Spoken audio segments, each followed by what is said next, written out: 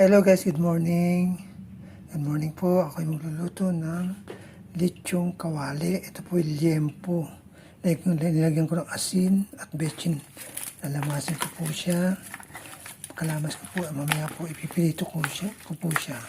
Ayan po. Ayan, pinipito ko na po siya. Mamaya po hanguin ko po yan. Ayan, nabalitad ko na po yan. Mamaya po hanguin ko na po yan. Ayan, hanguin ko na po siya.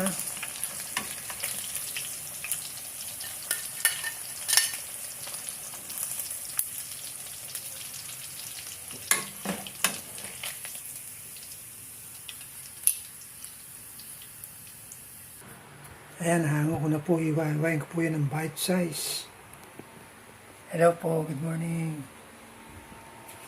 At ayan naman po yung mga sangkap niya.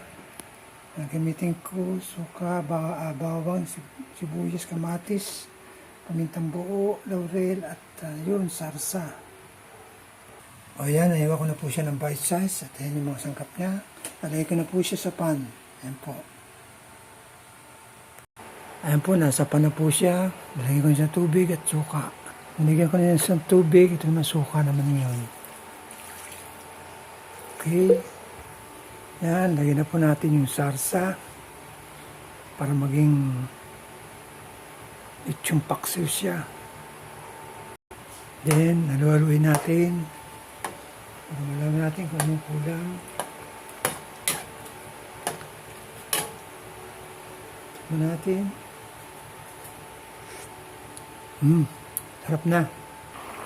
Yan, lagyan natin konti sugar para manamis-namis.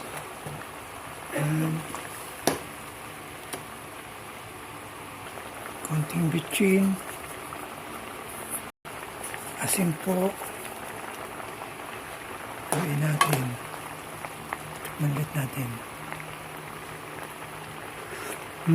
Sarap. Yan, luto na po ang aking lechong paksiw. Yan po. Sarap.